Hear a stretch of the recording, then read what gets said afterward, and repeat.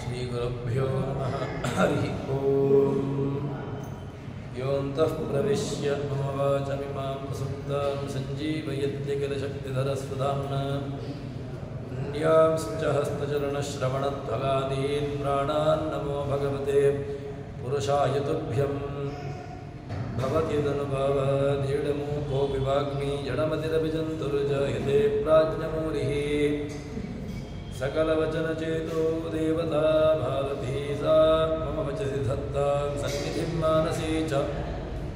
तपो विद्याविरक्त्यादिसद्गुणो घाकरानहं वादिराजगुरोन् वन्दे हयग्रीवपदाश्रयान्। पूज्याय राघवेन्द्राय सत्यधर्मरताय च भजतां कल्पवृक्षाय नमतां कामधेनवे। ब्रह्मचर्य हरिप्रीतिसुविद्यावादशालिनः इष्टदान् कष्टहर्तॄन्नः विद्यामान्यान् मुनीन् नमः। श्रीगुरुभ्यो नमः। भद्रं कर्णेभिः शृणुयाम देवाः भद्रं पश्येमाक्षभिर्यजत्राः स्थिरैरङ्गैस्तुष्टुवांसस्तनूभिः व्यशेम देवहितं यदायुः। स्वस्ति न इन्द्रो वृद्धश्रवाः स्वस्ति न पूषा विश्ववेदाः स्वस्ति नस्तार्क्ष्यो अरिष्टनेमिः स्वस्ति नो बृहस्पतिर्दधातु। श्रीगुरुभ्यो नमः। ಸಾಧಕನ ಮನಸ್ಸು ಯಾವ ರೀತಿಯಾಗಿರಬೇಕು, ಅವನ ಗುರಿ ಅದು ಎಲ್ಲಿರಬೇಕು ಎಂಬುದನ್ನು ಉಪನಿಷತ್ತು ತಿಳಿಸಿಕೊಡುತ್ತದೆ. ತದೇತದಕ್ಷರಂ ಬ್ರಹ್ಮ ಸಪ್ರಾಣಸ್ತದುವಾನ್ ಮನಃ ತದೇತತ್ ಸತ್ಯಂ ತದಮೃತಂ ತದ್ವೇದ್ಧವ್ಯಂ ಸೌಮ್ಯ ವಿದ್ಧಿ. ನಾವು ತಿಳ್ಕೊಳ್ಳಲೇಬೇಕಾಗಿರತಕ್ಕಂತಹದ್ದು ಯಾವುದು ಅಂತ ಕೇಳಿದರೆ ಅದನ್ನು ತಿಳ್ಕೊಳ್ಬೇಕು. ಅದು ಯಾವುದು ಅಂತ ಕೇಳಿದರೆ ಅದು ಅಕ್ಷರ ಅಂತ ಹೇಳ್ತಾರೆ. ಅದಕ್ಕೆ ಆ ವಸ್ತು ನಾಶವಿದಿರತಕ್ಕಂತಹ ಒಂದು ವಸ್ತು. ಅದು ಏನಾಗಿದೆ ಅಂತ ಕೇಳಿದರೆ ತತ್ಸ ಪ್ರಾಣ ತದು ವಾಕ್ ತದು ಮನಃ. ಅದು ಪ್ರಾಣ, ಅದನ್ನು ಪ್ರಾಣ ಅಂತ ಕರೀತಾರೆ. ಯಾಕದನ್ನು ಪ್ರಾಣ ಅಂತ ಕರೀತಾರೆ ಅಂತ ಕೇಳಿದರೆ ಉಪನಿಷತ್ತು ಹೇಳತಕ್ಕಂತಹದ್ದು ಪ್ರಾಣ ಪ್ರಣಯನಾದ್ ವಿಷ್ಣು ವಕ್ತೃತ್ವಾತ್ ವಾಗುದೀರಿತಃ ಮನೋಮಂತ್ರತ್ವತೋ ವಿಷ್ಣು ಸರ್ವಜೀವನಿಯಾಮಕ ಅಂತ ಹೇಳಿಕೊಂಡು ಅದಕ್ಕೆ ಪ್ರಮಾಣವನ್ನು ಒಂದು ಶಬ್ದ ನಿರ್ಣಯ ಗ್ರಂಥ ತಿಳಿಸ್ತದೆ. ಆ ಭಗವಂತನನ್ನು ಸಪ್ರಾಣ ಅಂತ ಹೇಳಿದ್ದಾರೆ. ಯಾಕೆ ಪ್ರಾಣ ಅಂತ ಕೇಳಿದರೆ ಎಲ್ಲ ಚರಾಚರವಾತ್ಮಕವಾಗಿರತಕ್ಕಂತಹ ಜಗತ್ತಿಗೆ ಪ್ರೇರಕ ಶಕ್ತಿ, ಇಡೀ ಜಗತ್ತನ್ನು ಪ್ರೇರಣೆ ಮಾಡ್ತದೆ. ಆದ್ದರಿಂದಾಗಿ ಅದನ್ನು ಪ್ರಾಣ ಅಂತ ಕರೀತಾರೆ. ಪ್ರಾಣ ಪ್ರಣಯನಾಥ ವಿಷ್ಣು, ಅದು ಯಾರು? ಅದು ಭಗವಂತ. ತದು ವಾಕ್ ತದು ಮನಃ. ವಾಕ್ ವಾಕ್ ಯಾಕೆ ಅಂತ ಕೇಳಿದ್ರೆ ವಕ್ತೃತ್ವಾತು ವಾಗುದೀರಿತ. ವಕ್ತೃ ಎಲ್ಲ ವೇದರಾಶಿಗಳನ್ನು ಉಪದೇಶವನ್ನು ಮಾಡ್ತಾನೆ. ಆದ್ದರಿಂದಾಗಿ ವಾಕ್ ಇಡೀ ವೇದರಾಶಿಗಳಿಗೆ ಅಭಿಮಾನಿ. ಆದ್ದರಿಂದಾಗಿ ಅವನನ್ನು ವಾಕ್ ಅಂತ ಕರೀತಾರೆ. ತದು ಮನಃ. ಮನ ಯಾಕೆ ಮನಸ್ಸು ಅಂತ ಕರೀತಾರೆ? ಮನೋ ಮಂತ್ರತ್ವತಃ. ಅವನನ್ನು ಮನಃ ಅಂತ ಕರೀತಾರೆ. ಯಾಕೆ ಅಂತ ಕೇಳಿದ್ರೆ ಭಗವಂತ ಸರ್ವಜ್ಞನಾದ್ರಿಂದಾಗಿ ಎಲ್ಲ ಅವನು ಮುಕ್ತ ಅಮುಕ್ತ ಸರ್ವಜ್ಞನಾದ್ರಿಂದಾಗಿ ಅವನನ್ನು ಮನಸ್ಸು ಅಂತ ಕರೀತಾರೆ. ಮನ ಇಡೀ ಎಲ್ಲವನ್ನೂ ಕೂಡ ತಿಳ್ಕೊಂಡಿದ್ದಾನೆ. ಚರಾಚರವಾತ್ಮಕವಾಗಿರ್ತಕ್ಕಂತಹ ಜಗತ್ತಿನಲ್ಲಿ ಯಾವುದೆಲ್ಲ ಇದೆಯೋ ಆ ಎಲ್ಲವನ್ನೂ ಕೂಡ ತಿಳ್ಕೊಂಡಿದ್ದಾನೆ. ಆದ್ದರಿಂದಾಗಿ ಅವನನ್ನು ಮನಸ್ಸು ಅಂತ ಕರೀತದೆ. ಅದನ್ನು ತಿಳ್ಕೊಳ್ಬೇಕು. ತದೇವ ವೇದವ್ಯಂ, ಬೇರೆಯನ್ನು ತಿಳ್ಕೊಂಡ್ರೆ ಉಪಯೋಗವಿಲ್ಲ. ಅದಕ್ಕೋಸ್ಕರ ಯಾವುದನ್ನು ತಿಳ್ಕೊಳ್ಬೇಕು ಅಂತ ಕೇಳಿದರೆ ಉಪನಿಷತ್ತು ಹೇಳುವಂತಹದ್ದು ತದ್ವೇದವ್ಯಂ, ಆ ಭಗವಂತನನ್ನು ತಿಳ್ಕೊಳ್ಳಬೇಕು.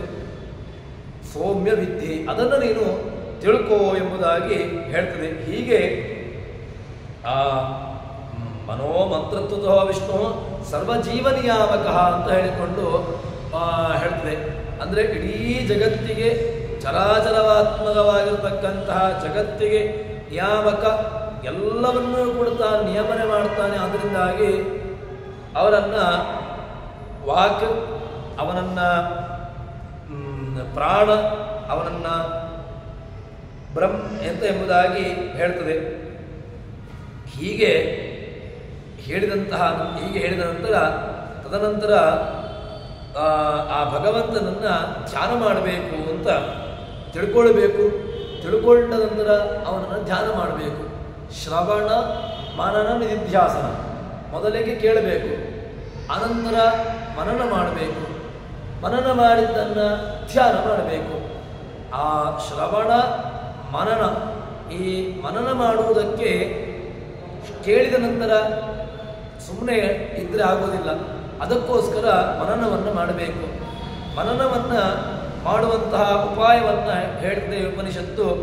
ಧನುರ್ಗೃಹೀತೋ ಉಪನಿಷದಂ ಮಹಾಸ್ತ್ರಂ ಶರಂ ಈ ಉಪಾಸಾನಿಶಿತಂ ಸಂದಧೀತ ಆಯಮ್ಯದದ್ಭಾಗವತೇನ ಚೇತಸ ಲಕ್ಷ್ಯಂ ತದೇವಾಕ್ಷರಂ ಸೌಮ್ಯ ವಿದ್ಯೆ.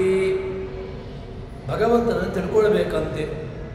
ಹೇಗೆ ತಿಳ್ಕೊಳ್ಬೇಕು, ಯಾಕೆ ತಿಳ್ಕೊಳ್ಬೇಕು ಅಂತ ಕೇಳಿದ್ರೆ ಧನುರ್ಗೃಹೀತೋಪನಿಷದಂ, ಇಡೀ ಎಲ್ಲ ಸಕಲ ವೇದಗಳಿಂದ ಹೇಳಲ್ಪಡತಕ್ಕಂಥವನು. ಇಡೀ ಎಲ್ಲ ವೇದಗಳು ಕೂಡ ಯಾವುದರ ವಿಸ್ತೃತವಾಗಿರತಕ್ಕಂತಹ ರೂಪ ಅಂತ ಕೇಳಿದ್ರೆ ಓಂಕಾರ. ಓಂಕಾರ ಎಂಬುದು, ಪ್ರಣವ ಎಂಬುದು ಇಡೀ ಸಕಲ ವೇದಕ್ಕೂ ಕೂಡ ಸಾರವಾಗಿರತಕ್ಕಂತಹದ್ದು. ಅಂತಹ ಸಕಲ ಸಾರಭೂತವಾಗಿರತಕ್ಕಂತಹ ಓಂಕಾರ, ಅದರಿಂದ ಆ ವೇದಗಳಿಂದ ವ್ಯಾಖ್ಯಾನಿಸಲ್ಪಡುವಂತಹದ್ದು. ಓಂಕಾರದ ವ್ಯಾಖ್ಯಾನವೇ ವೇದಗಳು. ಓಂಕಾರದಲ್ಲಿ ಏನಿದೆಯೋ ಅದೇ ಸಕಲ ವೇದಗಳಲ್ಲಿದೆ. ಆದ್ದರಿಂದ ಏನಾಯ್ತು, ಈಗ ವ್ಯಾಖ್ಯೇಯ ಭಾವ ಬಂತು.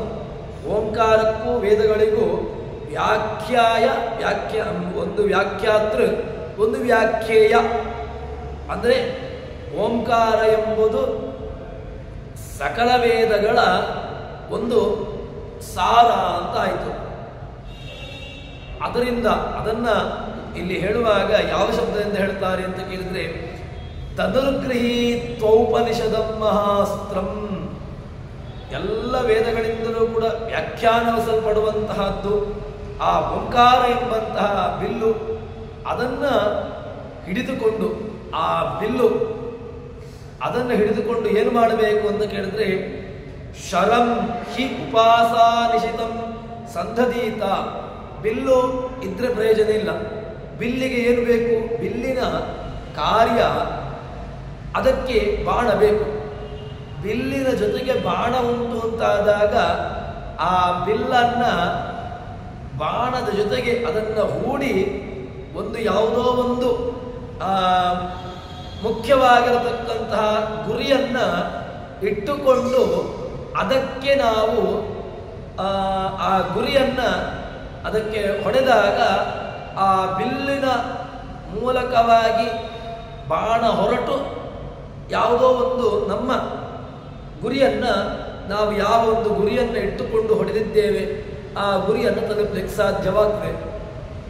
ಅದೇ ರೀತಿಯಾಗಿ ಇಲ್ಲಿ ಈ ವೇದಗಳಲ್ಲಿ ಹೇಳುವಾಗ ಏನು ಹೇಳ್ತಾರೆ ಅಂತ ಕೇಳಿದರೆ ಸಕಲ ವೇದಗಳಿಂದಲೂ ಕೂಡ ವ್ಯಾಖ್ಯಾನಿಸಲ್ಪಡುವಂತಹ ಓಂಕಾರ, ಇಲ್ಲಿ ವ್ಯಾಖ್ಯೇಯ ಭಾವ ಬಂತು. ಆ ಓಂಕಾರ ಎಂಬಂತಹ ಬಿಲ್ಲು ಅದನ್ನು ಹಿಡಿದುಕೊಂಡು ಏನು ಮಾಡಬೇಕು ಅಂತ ಕೇಳಿದರೆ ಶ್ರವಣವನ್ನು ಮಾಡಬೇಕು, ಮನನ ಮಾಡಬೇಕು. ಈ ಶ್ರವಣ ಮನನಗಳಿಂದ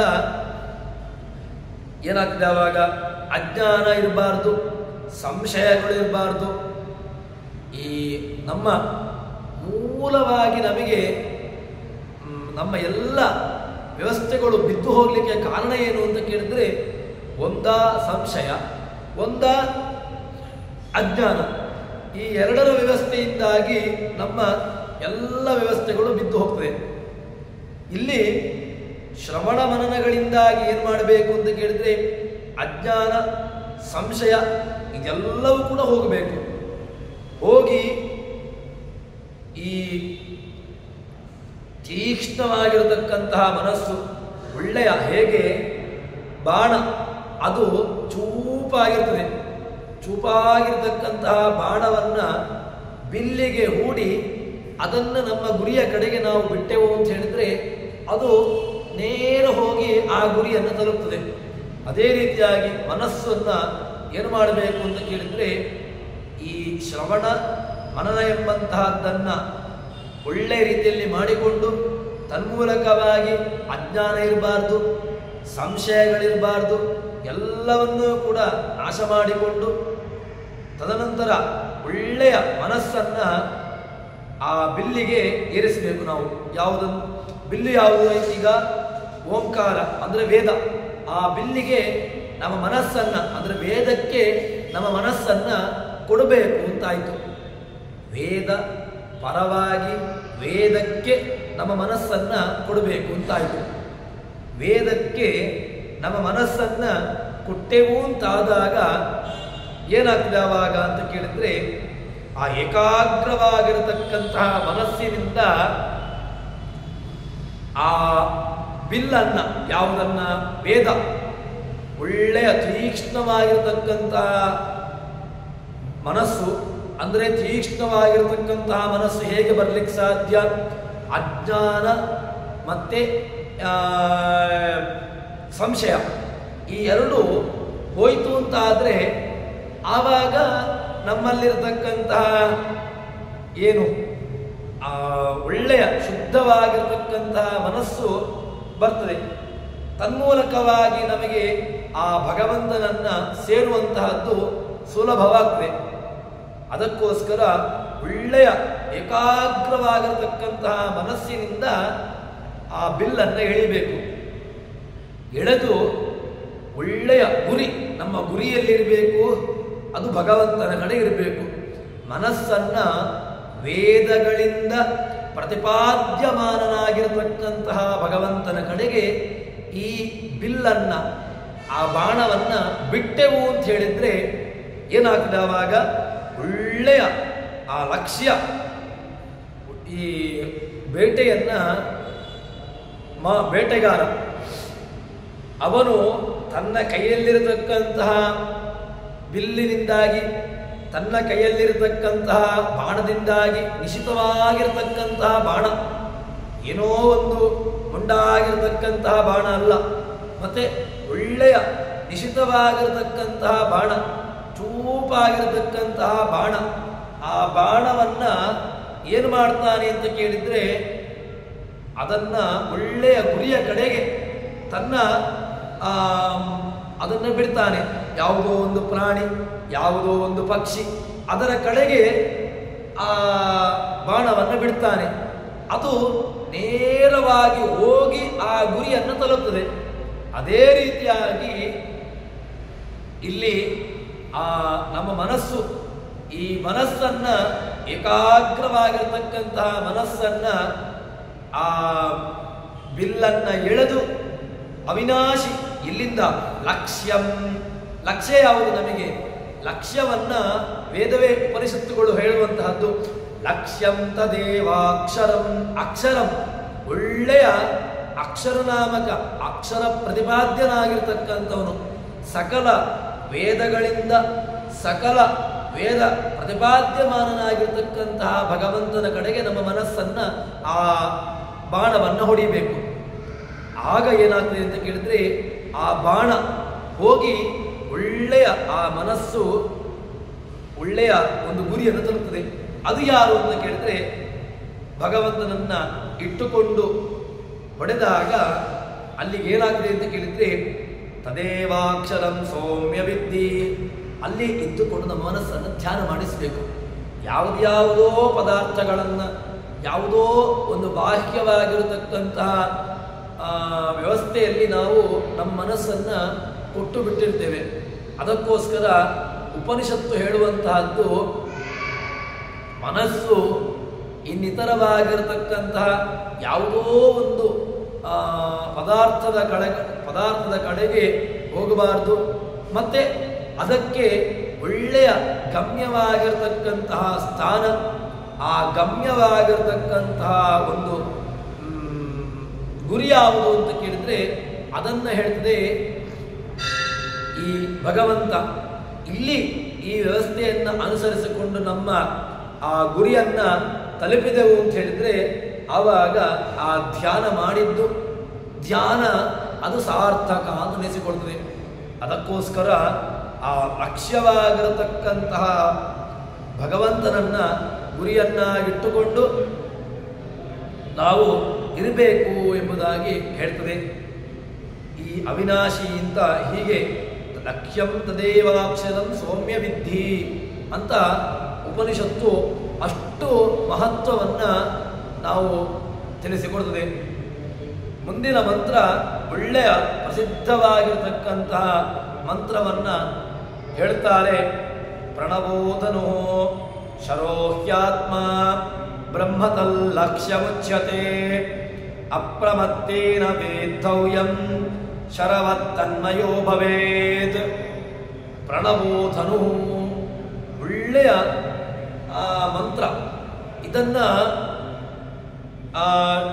ಬಾಣ, ಬಿಲ್ಲು, ಅದೇ ರೀತಿಯಾಗಿ ಗುರಿ, ಲಕ್ಷ್ಯವಾಗಿರತಕ್ಕಂತಹ ಗುರಿ, ಈ ಮೂರು ವ್ಯವಸ್ಥೆಯನ್ನ ಈ ಮಂತ್ರದಲ್ಲಿ ಹೇಳ್ತಾರೆ.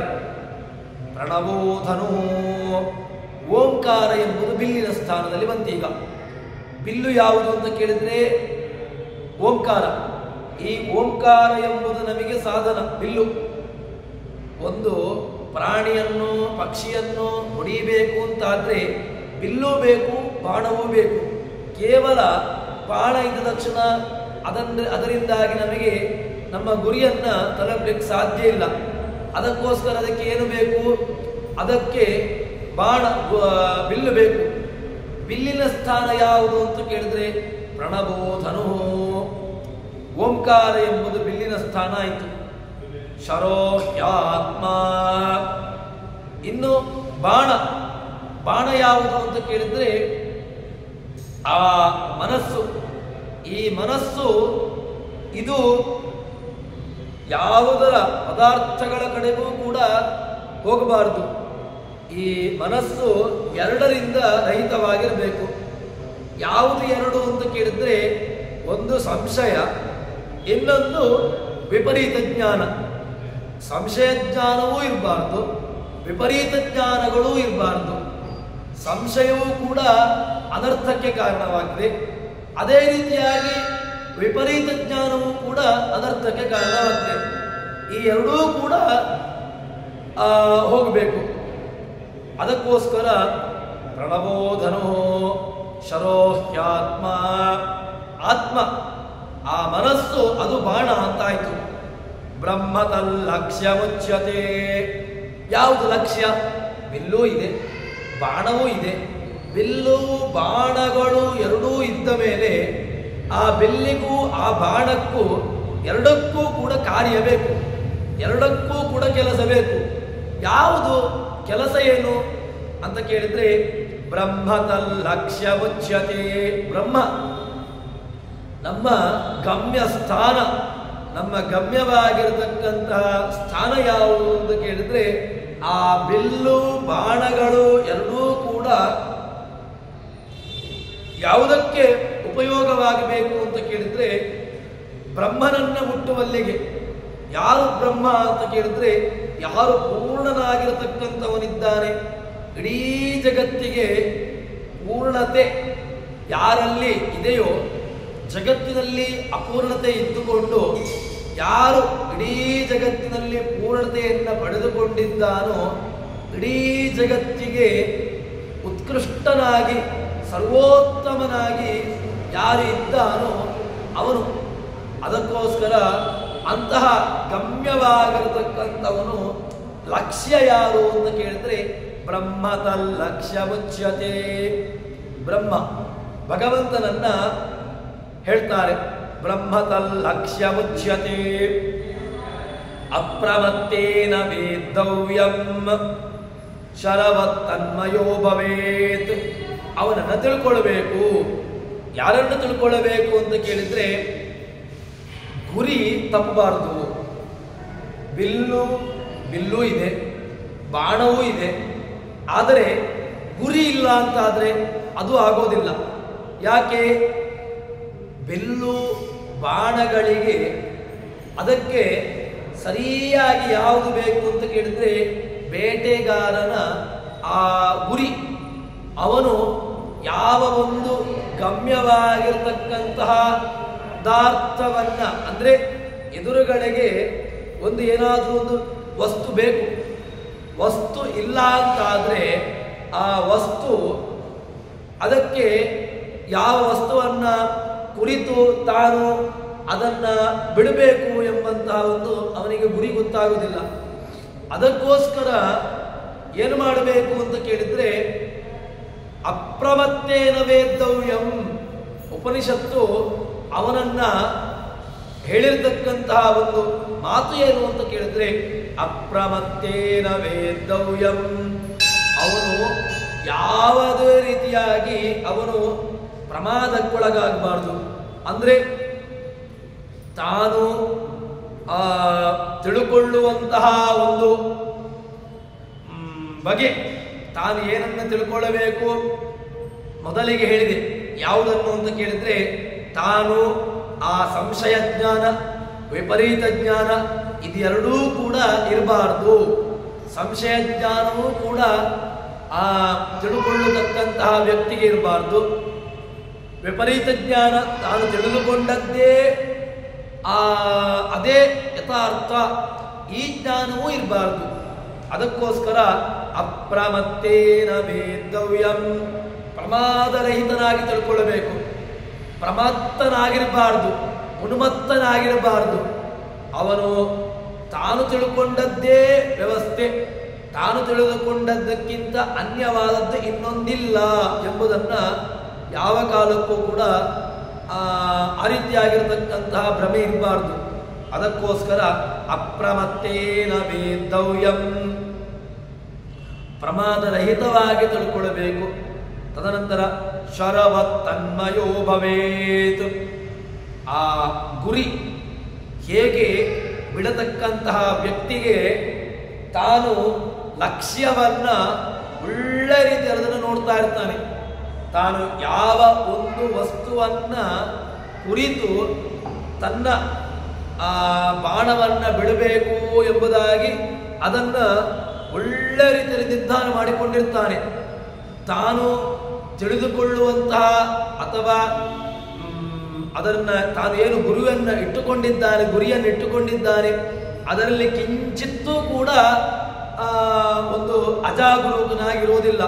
ಒಳ್ಳೆಯ ಜಾಗ್ರತೆಯನ್ನು ವಹಿಸಿಕೊಳ್ಳುತ್ತಾನೆ. ಅದಕ್ಕೋಸ್ಕರವಾಗಿ ಅಪ್ರಮತ್ತೇನ ವೇದ್ದವ್ಯಂ ಶರವತ್ತನ್ಮಯೋ ಭವೇತ್. ಒಳ್ಳೆಯ ಒಂದು ತನ್ಮಯತೆ. ಅದಕ್ಕೋಸ್ಕರ ಇದು ಉಪಾಸಕನಿಗೆ ಬೇಕಾಗಿರತಕ್ಕಂತಹ ಗುಣ ಅಂತ ಹೇಳ್ತಾರೆ. ಉಪಾಸಕನು ಏನು ಮಾಡಬೇಕು ಅಂತ ಕೇಳಿದ್ರೆ ಈ ಒಂದು ಗುಣವನ್ನು ಇಟ್ಟುಕೊಳ್ಳಬೇಕು. ತಾನು ಏನನ್ನು ಇಟ್ಟುಕೊಳ್ಳಬೇಕು ಗುಣ ಅಂತ ಕೇಳಿದ್ರೆ ತನ್ನ ಲಕ್ಷ್ಯ ಯಾವುದು, ತಾನು ಯಾವುದನ್ನ ಹೋಗಿ ಸೇರಬೇಕು, ತನಗೆ ಗಮ್ಯವಾಗಿರತಕ್ಕಂತಹ ಒಂದು ಸ್ಥಾನ ಯಾವುದು, ಇದನ್ನು ತಾನು ಒಳ್ಳೆ ರೀತಿಯಲ್ಲಿ ತಿಳ್ಕೊಳ್ಳಬೇಕು. ಅಂದರೆ ಅಪ್ರಮತ್ತನಾಗಿ ಯಾವುದೇ ರೀತಿಯಾಗಿರತಕ್ಕಂತಹ ಅದರಲ್ಲಿ ಕಿಂಚಿತ್ತೂ ಕೂಡ ತಾನು ಪ್ರಮಾದವನ್ನ ಇಟ್ಟುಕೊಳ್ಳಬಾರದು. ಒಳ್ಳೆ ರೀತಿಯಲ್ಲಿರ್ತಕ್ಕಂತಹ ಒಂದು ವ್ಯವಸ್ಥೆಯನ್ನು ಅನುಸರಿಸಿಕೊಳ್ಳಬೇಕು. ಅನುಸರಿಸಿಕೊಂಡು ತಾನು ಗುರಿಯನ್ನು ತಲುಪಬೇಕು. ಉಪಾಸಕನು ಶ್ರವಣ, ಮನನ ನಿಧಿಧ್ಯಾಸನ ಆ ಓಂಕಾರ ಪ್ರತಿಪಾದ್ಯನಾಗಿರ್ತಕ್ಕಂತಹ ಭಗವಂತ ಈ ಎಲ್ಲ ವ್ಯವಸ್ಥೆ ಇದೆಲ್ಲದರ ಬಗ್ಗೆ ಜ್ಞಾನ ಇದೆಲ್ಲದರ ಬಗ್ಗೆ ತಾನು ಚೆನ್ನಾಗಿ ಅದನ್ನು ತಿಳಿದುಕೊಂಡು ತದನಂತರದಲ್ಲಿ ಏನು ಮಾಡಬೇಕು ಅಂತ ಕೇಳಿದ್ರೆ ಅಪ್ರಮತ್ತೇನ ವೇದ್ದವ್ಯಂ ಶರವತ್ತನ್ಮಯೋ ಭವೇತ್. ಆ ಉಪಾಸಕ ಒಳ್ಳೆಯ ಭಗವಂತನಲ್ಲಿ ತನ್ನ ಮನಸ್ಸನ್ನ ಇಡಬೇಕು ಅಂತ. ಹೀಗೆ ಇಟ್ಟಾಗ ಏನಾಗ್ತದೆ ಅಂತ ಕೇಳಿದ್ರೆ ಆ ಗಮ್ಯ ಹೇಗೆ ಬೇಟೆಗಾರ ಬಿಟ್ಟಿರತಕ್ಕಂತಹ ಬಾಣ ಗುರಿಯನ್ನ ಹೋಗಿ ಸೇರ್ತದೋ ಅದೇ ರೀತಿಯಾಗಿ ಓಂಕಾರದಿಂದಾಗಿ ಓಂಕಾರ ಬಿಲ್ಲು ಆ ಮನಸ್ಸು ಬಾಣ ಅನಂತ ಗುಣ ಪರಿಪೂರ್ಣನಾಗಿರತಕ್ಕಂತಹ ಭಗವಂತ ಲಕ್ಷ್ಯ, ಈ ಲಕ್ಷ್ಯವನ್ನ ಚೆನ್ನಾಗಿ ಹೋಗಿ ಸೇರ್ಲಿಕ್ಕೆ ಸಾಧ್ಯವಾಗ್ತದೆ. ಅದಕ್ಕೋಸ್ಕರವಾಗಿ ಇಂತಹ ಒಂದು ಮನಸ್ಸನ್ನ ಯಾರು ಉಪಾಸನೆಯನ್ನ ಮಾಡ್ತಾನೆ, ಯಾರಿಗೆ ಭಗವಂತನನ್ನ ಸೇರಬೇಕು ಅಂತ ಇಚ್ಛೆ ಇದೆಯೋ ಅಂಥವನಿಗೆ ಇರಬೇಕಾದಂತಹ ಒಂದು ಮುಖ್ಯವಾಗಿರತಕ್ಕಂತಹ ಗುಣ ಎಂಬುದನ್ನ ಉಪನಿಷತ್ತು ಹೇಳ್ತದೆ. ಯಸ್ಮಿನ್ ದ್ಯೌ ಪೃಥಿವೀ ಚ ಅಂತರಿಕ್ಷಂ ಓತಂ ಮನಸ್ಸಃ ಪ್ರಾಣೈಶ್ಚ ಸರ್ವೈಃ ತಮೈವೈಕಂ ಜಾನತ ಆತ್ಮಾನಂ ಅನ್ಯಾವಾಚೋ ವಿಮುಂಚತ ಅಮೃತಸ್ಯೈಷ ಸೇತೋ. ಪ್ರಸಿದ್ಧವಾಗಿರತಕ್ಕಂತಹ ಒಂದು ಮಂತ್ರವನ್ನ ಅಥರ್ವಣ ಉಪನಿಷತ್ತು ನಮಗೆ ಹೇಳ್ತದೆ. ತಮೈವೈಕಂ ಜಾನಥ ಆತ್ಮಾನಂ, ಒಬ್ಬರನ್ನೇ ತಿಳ್ಕೊಳ್ಬೇಕು. ಯಾರನ್ನು ತಿಳ್ಕೊಳ್ಬೇಕು? ತಮ್ ಏವ ಏಕಂ ಜಾನಥ, ಮುಖ್ಯನಾಗಿರ್ತಕ್ಕಂಥವನು ಯಾರು ಅಂತ ಹೇಳಿದ್ರೆ ತಮೈವ ಏವ ಯಸ್ಮಿನ್ ದ್ಯೌ ಪೃಥಿವೀ ಚ ಅಂತರಿಕ್ಷಂ ಓತಂ, ಯಾರಲ್ಲಿ ಜೌ ದ್ಯು ಪೃಥಿವಿ ಅಂತರಿಕ್ಷ ಎಲ್ಲ ಲೋಕಗಳು ಕೂಡ, ಸ್ವರ್ಗಲೋಕ ಭೂಲೋಕ ಅಂತರಿಕ್ಷ ಲೋಕ ಎಲ್ಲ ಲೋಕಗಳು ಕೂಡ ಆಸರೆ ಓತಂ ಪ್ರೋತಂ ಓತಪ್ರೋತವಾಗಿ. ಯಾಕೆ? ಜಗತ್ತು ಯಾರಲ್ಲಿ ಈ ಜಗತ್ತು ನಿಲ್ಲಬೇಕು ಅಂತಾದರೆ ಹೇಗೆ ತಾನು ನಿಲ್ಲಲಿಕ್ಕೆ ಸಾಧ್ಯ? ಒಂದು ವೇಳೆ ಈ ಜಗತ್ತಿಗೆ ಒಂದು ಮೂಲನಾಗಿರತಕ್ಕಂತಹ ಒಂದು ಆಸರೆ, ಮೂಲವಾಗಿರತಕ್ಕಂತಹ ಒಬ್ಬ ತಿಳಿದುಕೊಳ್ಳತಕ್ಕಂತಹ ವ್ಯಕ್ತಿ ಇಲ್ಲ ಅಂತ ಆದರೆ ಅದು ಹೇಗೆ ತಾನು ನಿಲ್ಲಲಿಕ್ಕೆ ಸಾಧ್ಯವಾಗ್ತದೆ? ಅದಕ್ಕೆ ಉಪನಿಷತ್ತು ಒಳ್ಳೆಯ ಉತ್ತರವನ್ನು ಕೊಡ್ತದೆ. ಯಸ್ಮಿನ್ ದ್ಯೌ ಪೃಥಿವೀ ಚ ಅಂತರಿಕ್ಷಂ ಓತಂ, ಈ ಜಗತ್ತು ಸ್ವರ್ಗಲೋಕ ದ್ಯುಲೋಕ ಭೂಲೋಕ ಭೂಲೋಕ ಎಲ್ಲ ಲೋಕಗಳು ಕೂಡ ಅದು ಇವೆ. ಓತಂ ಮನಸ್ಸು ಅದಷ್ಟೇ ಅಲ್ಲದೆ ಇಡೀ ಮನಸ್ಸನ್ನು ಒಂದನ್ನೇ ಹೇಳಿದ್ದಾರೆ. ಈ ಒಂದು ಮನಸ್ಸನ್ನ ಇಟ್ಟುಕೊಂಡದ್ರಿಂದಾಗಿ ಎಲ್ಲ ನಮ್ಮ ಪಂಚ ಜ್ಞಾನೇಂದ್ರಿಯಗಳು ಪಂಚಕರ್ಮೇಂದ್ರಿಯಗಳು ಶಬ್ದ ಸ್ಪರ್ಶ ರೂಪ ರಸ ಗಂಧ ಇದನ್ನು ವಿಷಯೀಕರಿಸತಕ್ಕಂತಹ ಇಂದ್ರಿಯಗಳು, ಇನ್ನು ವಾಕ್ ಪಾಣಿ ಪಾದ ಪಾಯು ಉಪಸ್ಥ ಇದು ಕರ್ಮೇಂದ್ರಿಯಗಳು. ತದನಂತರದಲ್ಲಿ ಮನಸ್ಸು ಒಂದು ಸೇರಿಕೊಂಡು 11 ಇಂದ್ರಿಯಗಳು ಅಂತಾಯಿತು. ಈ 11 ಇಂದ್ರಿಯಗಳು ಯಾರನ್ನು ಆಶ್ರಯಿಸಿಕೊಂಡುಂಟು? ಇದಕ್ಕೆ ಒಂದು ಆಶ್ರಯ ಸ್ಥಾನ ಬೇಕಲ್ವಾ? ಇದಕ್ಕೆ ಯಾರಲ್ಲಿ ಇದಕ್ಕೆ ಇರಲಿಕ್ಕೆ ಎಲ್ಲಿ ಎಲ್ಲವೂ ಕೂಡ ಇವೆ ಅಂತ ಕೇಳಿದರೆ ಅದಕ್ಕೆ ಹೇಳತಕ್ಕಂತಹದ್ದು ಈ ಭಗವಂತ. ಸ್ವರ್ಗಲೋಕ ಯಸ್ಮಿನ್ ದ್ಯೌ ಪೃಥಿವೀ ಚ ಅಂತರಿಕ್ಷಂ ಓತಂ ಮನಸ್ಸಃ ಪ್ರಾಣೈಶ್ಚ ಸರ್ವೈಃ, ಮನಸ್ಸಿನಿಂದ ಕೂಡಿಕೊಂಡಿರತಕ್ಕಂತಹ ಇಂದ್ರಿಯಗಳು. ಅಷ್ಟು ಮಾತ್ರವಲ್ಲದೆ ಪ್ರಾಣ ಯಾವುದು? ಇಡೀ ಜಗತ್ ನಮ್ಮ ಪ್ರಾಣ ಇದು ಹೇಗೆ ತಾನೇ, ಎಲ್ಲಿ ಯಾರೆಲ್ಲ ವ್ಯವಸ್ಥೆ ಉಂಟು? ಅದಕ್ಕೆ ಹೇಳ್ತಾರೆ, ಪ್ರಾಣೈಶ್ಚ ಸರ್ವೈ, ಪ್ರಾಣನಿಂದ ಆರಂಭಿಸಿಕೊಂಡು ಇಂದ್ರಿಯಗಳು ಎಲ್ಲವುಗಳು ಕೂಡ ಯಾರ ಆಸರೆಯನ್ನ ಪಡೆದುಕೊಂಡು ಇವೆಯೋ ಅವನನ್ನ ಅದು ವಸ್ತು. ಅದು ಯಾರು ಅಂತ ಕೇಳಿದ್ರೆ ತಮೇವೈಕಂ ಜಾನತ. ಉಪನಿಷತ್ತು ಹೇಳುವಂತಹ ಮಾತು ತಮೇವ ಏಕಂ ಜಾನತ. ತಿಳ್ಕೊಳ್ರಪ್ಪ, ಯಾರನ್ನು ತಿಳ್ಕೊಳ್ಬೇಕು? ತಮೇವ ಏಕಂ ಜಾನತ. ಯಾವುದ್ಯಾವುದನ್ನು ತಿಳ್ಕೊಳ್ಬೇಡಿ, ಯಾವುದನ್ನು ತಿಳ್ಕೊಳ್ಬೇಡಿ. ಇನ್ನಿತರವಾಗಿರತಕ್ಕಂತಹ ಯಾವುದೂ ಬೇಡ. ತಿಳ್ಕೊಳ್ಬೇಕು ಅಂತ ಉಂಟೋ, ಉಪಾಸನೆ ಮಾಡಬೇಕು ಅಂತ ಉಂಟೋ, ಭಗವಂತನನ್ನು ಉಪಾಸನೆ ಮಾಡಿ. ಯಾರು ಅಂತ ತಮೈವ ಏಕಂ ಜಾನಥ, ಆತ್ಮಾನಂ, ಇಡೀ ಜಗತ್ತಿಗೆ ಸ್ವಾಮಿ, ಅವನನ್ನು ಉಪಾಸನೆ ಮಾಡಿ. ಉಪಾಸನೆ ಮಾಡುವುದು ಮಾತ್ರ ಅಲ್ಲ, ಅನ್ಯ ದೇವತಾ ಉಪಾಸನೆ ಬೇಡ. ಯಾಕೆ? ಅನ್ಯ ದೇವತಾ ಉಪಾಸನೆಯನ್ನ ಖಡಾಖಂಡಿತವಾಗಿ ಕೃಷ್ಣದೇವರು ನಿರಾಕರಣೆ ಮಾಡಿದ್ದಾರೆ. ಇನ್ನು ಉಪನಿಷತ್ತು ಕೂಡ ಅದನ್ನು ನಿರಾಕರಣೆ ಮಾಡ್ತದೆ. ಅನ್ಯ ದೇವತಾ ಉಪಾಸನೆಯನ್ನ ನಮಗೆ ನಿಷೇಧವನ್ನೇ ಮಾಡಿದ್ದಾರೆ. ಅನ್ಯ ದೇವತಾ ಆರಾಧನೆ ಮಾಡಬಾರ್ದು ಅಂತಿಲ್ಲ, ಅನ್ಯ ದೇವತಾ ಆರಾಧನೆ ಮಾಡಲೇಬೇಕು. ಯಾಕೆ? ತಾರತಮ್ಯ ಸಿದ್ಧಾಂತವನ್ನು ಅನುಸರಿಸುವಾಗ ಅನ್ಯ ದೇವತಾ ಉಪಾಸನೆ ಎಂಬುದು ಅವಶ್ಯಕನೇ. ಆದರೆ ಅನ್ಯ ದೇವತಾ ಆರಾಧನೆಯೇ ಪ್ರಮುಖವಾಗಿ ಹೇಳಿದ್ದಿಲ್ಲ. ಅನ್ಯ ದೇವತಾ ಉಪಾಸನೆ ಅದು ಅದಕ್ಕೆ ಉಪನಿಷತ್ತು ಕೊಟ್ಟಿರತಕ್ಕಂತಹ ಮಾತು ಏನು ಅಂತ ಕೇಳಿದ್ರೆ ತಮೈವ ಏಕಂ ಜಾನಥ. ತಿಳ್ಕೊಳ್ಬೇಕು ಅಂತ ಉಂಟಾ, ಅವನನ್ನು ತಿಳ್ಕೊ. ಯಾರನ್ನು ತಿಳ್ಕೊ? ಇಡೀ ಜಗತ್ತಿಗೆ ಸ್ವಾಮಿಯಾಗಿ ಒಬ್ಬನಿದ್ದಾನಲ್ವ, ಅವನನ್ನು ತಿಳ್ಕೊ. ಆತ್ಮಾನಂ, ಆತ್ಮ. ಇದು ಆತ್ಮ ಶಬ್ದ ಇದು ಪ್ರಸಿದ್ಧವಾಗಿರತಕ್ಕಂತಹದ್ದು. ಯಾಕೆ ಅಂತ ಕೇಳಿದ್ರೆ ನಮಗೆ ಅಣುಭಾಷೆಯಲ್ಲಿ ಹೇಳುವಾಗಲೂ ಕೂಡ ಆತ್ಮ ಎಂಬಂತಹ ಉಪಾಸನೆಯನ್ನ ಮಾಡಲೇಬೇಕು ಅಂತ ಹೇಳ್ತಾರೆ. ಆತ್ಮ ಅಂತ ಹೇಳಿದ್ರೆ ಸಚ್ಚಿದಾನಂದ ಆತ್ಮೇತಿ ಮಾನುಷೈ ಸುರೇಶ್ವರೇ ಯಥಾಕ್ರಮಂ ಬಹುಗುಣೈ ಬ್ರಹ್ಮಣಾತ್ವಕಿಲೈರ್ಗುಣೈ. ಯಾವುದೆಲ್ಲ ಉಪಾಸನೆ ಮಾಡಬೇಕಾದಂತಹ ಗುಣಗಳು ಅಂತ ಕೇಳಿದ್ರೆ ಎಲ್ಲ ನೀವು ಯಾವುದೆಲ್ಲ ಗುಣಗಳನ್ನು ಬೇಕಾದರೂ ಉಪಾಸನೆ ಮಾಡಿ. ಸತ್ವದಿಂದ ಉಪಾಸನೆ ಮಾಡಿ, ಚಿತ್ತದಿಂದ ಉಪಾಸನೆ ಮಾಡಿ, ಆತ್ಮ ಆನಂದ ಅಂತ ಉಪಾಸನೆ ಮಾಡಿ, ಸತ್ ಚಿತ್ ಆನಂದ ಆತ್ಮ ಅಂತ ಉಪಾಸನೆ ಮಾಡಿ. ಆದರೆ ಆತ್ಮತ್ವ ಉಪಾಸನೆ ಮಾತ್ರ ಎಲ್ಲರೂ ಕೂಡ ಮಾಡಲೇಬೇಕಾದಂತಹ ಉಪಾಸನೆ.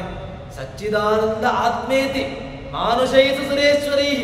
ಮನುಷ್ಯರಿಂದ ಆರಂಭಿಸಿಕೊಂಡು ಎಲ್ಲ ದೇವತಾ ವ್ಯವಸ್ಥೆಗಳ ತನಕನೂ ಕೂಡ ಉಪಾಸನೆಯನ್ನು ಮಾಡಬೇಕು. ಆದರೆ ನಮಗೆ ವಿಶೇಷವಾಗಿ ಹೇಳಿರ್ತಕ್ಕಂತಹ ಉಪಾಸನೆ ಯಾವುದು ಅಂತ ಕೇಳಿದ್ರೆ ಆತ್ಮ. ಆತ್ಮ ಶಬ್ದಕ್ಕೆ ಸ್ವಾಮಿ ಅಂತ ಅರ್ಥ. ಆತ್ಮ ಎಲ್ಲ ತತ್ರ ತತ್ರ ಸ್ಥಿತೋ ವಿಷ್ಣು ತತ್ತಚ್ಛಕ್ತಿ ಪ್ರಬೋಧಯನ್ ಏಕೈವ ಮಹಾಶಕ್ತಿ ಕುರುತೆ ಸರ್ವಮಂಜಸ. ತತ್ರ ತತ್ರ ಸ್ಥಿತೋ ವಿಷ್ಣು, ಎಲ್ಲ ಕಡೆಗಳಲ್ಲಿ ಕೂಡ ತಾನಿದ್ದುಕೊಂಡು ಆ ಎಲ್ಲ ಪದಾರ್ಥಗಳಲ್ಲಿ ತಾನು ಪ್ರೇರಕನಾಗಿದ್ದುಕೊಂಡು ಆಯಾಯ ವಸ್ತುಗಳಿಗೆ ಆಯಾಯ ನಿಯಾಮಕನಾಗಿ ತತ್ತನ್ನಾಮಕನಾಗಿ ಅಲ್ಲಿದ್ದುಕೊಂಡು ಇರ್ತಾನಲ್ವಾ. ಹೀಗೆ ಅವನನ್ನ ಉಪಾಸನೆ ಮಾಡಬೇಕು. ಆತ್ಮಾತವನನ್ನು ಉಪಾಸನೆ ಮಾಡ್ತೀರಲ್ವ, ಆತ್ಮಾತ ಉಪಾಸನೆ ಮಾಡಿ. ಅದಕ್ಕೋಸ್ಕರ ತಮೈವ ಏಕಂ ಜಾನಥ, ಅವನನ್ನು ಮಾತ್ರ ತಿಳ್ಕೊಳ್ಬೇಕು. ಆತ್ಮಾನಂ ಅನ್ಯಾವಾಚೋ ವಿಮುಂಚತ. ಉಳಿದಂತಹ ಮಾತುಗಳೆಲ್ಲವೂ ಕೂಡ ಬೇರೆ ಇಲ್ವೇ ಇಲ್ಲ. ಅನುಸಂಧಾನ, ಅನ್ಯ ದೇವತಾ ಉಪಾಸನೆಯನ್ನ ನಿಷೇಧ ಮಾಡಿಲ್ಲ, ಮತ್ತೆ ಅನ್ಯ ದೇವತಾ ಉಪಾಸನೆಯನ್ನ ಹೇಳಿದ್ದಾರೆ. ಹೇಗೆ ಉಪಾಸನೆ ಮಾಡಬೇಕು ಅಂತ ಕೇಳಿದ್ರೆ ಅವನ ಸೇವಕ ಭಗವಂತನನ್ನ ಉಪಾಸನೆ ಮಾಡಿ, ಉಳಿದಂತಹ ದೇವತೆಗಳು ಅವನ ಪರಿವಾರತಯ, ಅವರ ಎಲ್ಲ ಪರಿವಾರವಾಗಿ ಅವನ ಒಂದು ದೊಡ್ಡ ರಾಜರ ವ್ಯವಸ್ಥೆಯಲ್ಲಿ ಒಬ್ಬ ಚಕ್ರವರ್ತಿ ರಾಜನಲ್ಲಿ ಉಳಿದಂತಹ ಎಲ್ಲ ಸಾಮಂತ ರಾಜರು ಹೇಗೆ ಬರ್ತಾರೋ ಅದೇ ರೀತಿಯಾಗಿ ಭಗವಂತನ ವ್ಯವಸ್ಥೆಯಲ್ಲಿ ಉಳಿದಂತಹ ಎಲ್ಲ ದೇವತೆಗಳು ಅವನ ವ್ಯವಸ್ಥೆಯಲ್ಲಿ ಬಂದೇ ಬರ್ತಾರೆ. ಲಕ್ಷ್ಮೀರ್ಯಸ್ಯ ಪರಿಗ್ರಹ ಕಮಲಭೋ ಸುನರ್ಗರುತ್ಮಾನ್ ರತಃ. ಅವನ ಈ ಒಂದು ಚಿಂತನೆಯಲ್ಲಿ ಇಟ್ಟುಕೊಂಡಾಗ ಲಕ್ಷ್ಮೀರ್ಯಸ್ಯ ಪರಿಗ್ರಹ ಕಮಲಭೋ ಸೂನು ಗರುತ್ಮಾನ್ ರತಃ ಪೌತ್ರ ಚಂದ್ರವಿಭೂಷಣ ಸುರಗುರು ಶೇಷಃ ಶಯ್ಯಾ ಶೇಷಶ್ಚ ಶಯ್ಯಾ ಪುನಃ ಬ್ರಹ್ಮಾಂಡಂಬರ ಮಂದಿರಂ ಸುರಗಣಾಯಸ್ಯ ಪ್ರಭೋ ಸೇವಕ.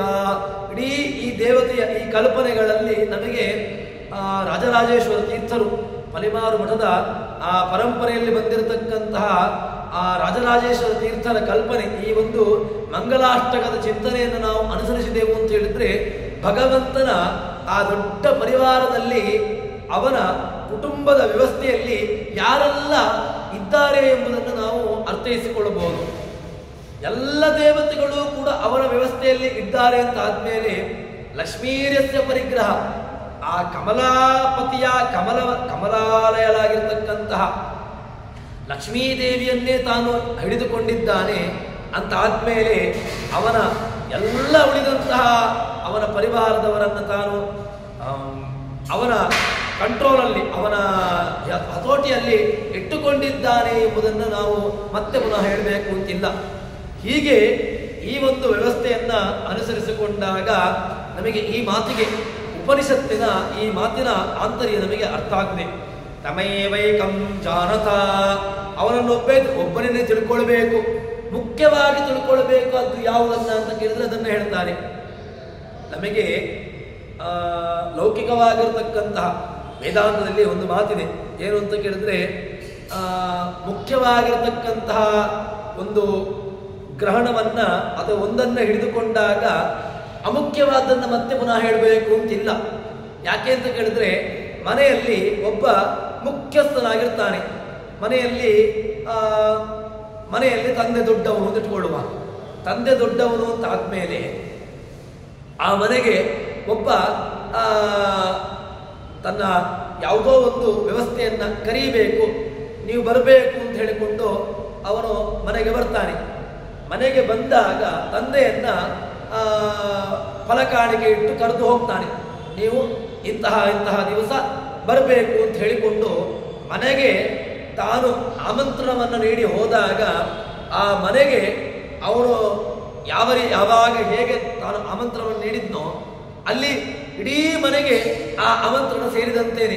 ಅದೇ ರೀತಿಯಾಗಿ ಭಗವಂತನೊಬ್ಬನನ್ನು ನಾವು ಆರಾಧನೆ ಮಾಡಿದೆವು, ಉಳಿದಂತಹ ದೇವತೆಗಳನ್ನು ಆರಾಧನೆ ಮಾಡಲೇಬೇಕು. ಆದರೆ ಮುಖ್ಯನಾಗಿರ್ತಕ್ಕಂತಹ ಭಗವಂತನನ್ನು ನಾವು ಇಟ್ಟುಕೊಂಡೆವು ಅಂತ ಹೇಳಿದಾಗ ಉಳಿದಂತಹ ಎಲ್ಲ ದೇವತೆಗಳು ಕೂಡ ಅವನ ಕಾರ್ಯಕ್ಷೇತ್ರದಲ್ಲಿ, ಅವನ ವ್ಯವಸ್ಥೆಯಲ್ಲಿ ಬಂದೇ ಬರ್ತಾರೆ. ಆದ ಕಾರಣ ಉಪನಿಷತ್ತು ಅದನ್ನು ಹೇಳುವಂತಹದ್ದು. ತಮೈವೈಕಂ ಜಾನತ, ಅನ್ಯರಾಗಿರ್ತಕ್ಕಂತಹ ದೇವತೆಗಳನ್ನು ತಿಳ್ಕೊಳ್ಬೇಕು ಅಂತ ಏನಿಲ್ಲ. ದೇವತೆಗಳನ್ನು ತಿಳ್ಕೊಳ್ಬೇಕು ಅಂತ ಏನು, ಮುಖ್ಯನಾಗಿರ್ತಕ್ಕಂಥ ಒಬ್ಬನ ತಿಳ್ಕೊಳ್ಳಿ. ಯಾರನ್ನ? ಆತ್ಮ. ಅವನು ಸ್ವಾಮಿ ಅಂತ ಒಬ್ಬರಿದ್ದಾರಲ್ಲ, ಸ್ವಾಮಿಯನ್ನು ತಿಳ್ಕೊಳ್ಳಪ್ಪ. ಅನ್ಯಾವಾಚೋ ವಿಮುಂಚತ, ಉಳಿದಂತಹ ಎಲ್ಲ ಮಾತುಗಳನ್ನು ಬಿಟ್ಟು ಬಿಡಿ. ಯಾಕೆ ನಿಮಗೆ ಉಳಿದಂತಹ ಮಾತುಗಳು ಅದು ಉಪಕಾರ ಅಲ್ಲ. ಯಾಕೆ ಅಂತ ಕೇಳಿದ್ರೆ ಅಮೃತಸ್ಯೈಷ ಸೇತು, ನಿಮಗೆ ಅಮೃತ ಬೇಕು, ನಿಮಗೆ ಮೋಕ್ಷ ಬೇಕು. ಅದಕ್ಕೆ ಕಾರಣ ಯಾವುದು? ಇದು ಯಾವುದು? ಮೋಕ್ಷಕ್ಕೆ ಮುಖ್ಯವಾಗಿ ಕಾರಣ ಯಾವುದು ಅಂತ ಹೇಳಿದ್ರೆ ಇದು ಯಾವುದು? ಭಗವಂತ. ಈ ಭಗವಂತನನ್ನು ತಿಳ್ಕೊಂಡಾಗ, ಭಗವಂತನನ್ನ ನೀವು ಮುಖ್ಯನಾಗಿ ನಾವು ಅವನನ್ನ ಆರಾಧನೆ ಮಾಡಿದಾಗ ಆವಾಗ ನಮಗೆ ಅಮೃತತ್ವ, ಮೋಕ್ಷ ಎಂಬುದು ನಿಶ್ಚಿತ.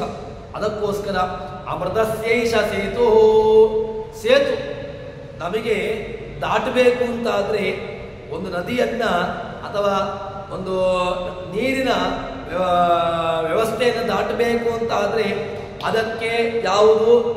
ಸೇತುವೆ ಕಾರಣ, ಅಥವಾ ಒಂದು ಯಾವುದೋ ಒಂದು ವ್ಯವಸ್ಥೆಯ ಮೂಲಕವಾಗಿ ನಾವು ದಾಟುವಂತಹದ್ದು. ನಮಗೆ ಈ ಸಂಸಾರ ಎಂಬಂತಹ ಸಮುದ್ರ, ಆದಿರಾಜ ಶ್ರೀಪಾದಂಗಳವರು ರುಕ್ಮಿಣೀಶ ವಿಜಯದಲ್ಲಿ ಕೊಂಡಾಡುವಾಗ ಅಸಾರ ಸಿಂಧೋ ಅಂತ, ಅಸಾರ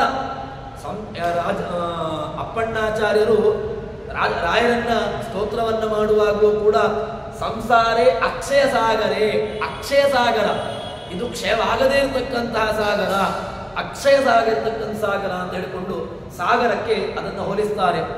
ಈ ಸಾಗರದಿಂದಾಗಿ ಪಾರಾಗಬೇಕು ಅಂತಾದ್ರೆ ಒಂದು ಮಾಧ್ಯಮ ಬೇಕು. ಮಾಧ್ಯಮ ಯಾವುದು ಅಂತ ಕೇಳಿದ್ರೆ ಅದಕ್ಕೆ ಭಗವಂತ. ಸೇತುವೆ ಬೇಕು. ಸೇತುವೆ ಯಾವುದು ಅಂತ ಕೇಳಿದ್ರೆ ಭಗವಂತನೊಬ್ಬ ಸೇತುವೆ. ಈ ಆತ್ಮ ಅನ್ಯಾವಾಚೋ ವಿಮುಂಚತ ಅಮೃತಶೇಷ ಸೇತು. ಈ ಭಗವಂತನನ್ನ ಸ್ವಾಮಿತ್ವೇನ ಉಪಾಸನೆ ಮಾಡಿದಾಗ ನಮಗೆ ಭಗವಂತ ಈ ಏನು ಅಸಾರವಾಗಿರತಕ್ಕಂತಹ ಸಂಸಾರ ಅದರ ಸಮುದ್ರದಿಂದಾಗಿ ನಮ್ಮನ್ನ ಪಾರು ಮಾಡಿ ಮುಂದಿನ ಅಮೃತತ್ವದ ಕಡೆಗೆ ನಮ್ಮನ್ನ ಕೊಂಡು ಹೋಗ್ತಾನೆ ಎಂಬಂತಹ ಒಂದು ರಹಸ್ಯವನ್ನ, ಈ ಆಂತರ್ಯವನ್ನ ಈ ಉಪನಿಷತ್ತಿನ ಈ ಮಂತ್ರ ನಮ್ಮ ಮುಂದೆ ತೆರೆದಿಡುತ್ತಾ ಉಂಟು. ತದನಂತರದಲ್ಲಿ ಇನ್ನು ಮುಂದಿನ ಈ ಮಂತ್ರಗಳ ಆಂತರ್ಯವನ್ನ ಮುಂದಕ್ಕೆ ಸೇರಿದ ಹಾಗೆ ನೋಡೋಣ ಅಂತ ಹೇಳುವಲ್ಲಿ ಹರಿಪ್ರಿಯತಾ ಶ್ರೀಕೃಷ್ಣಾರ್ಪಿತಮಸ್ತು.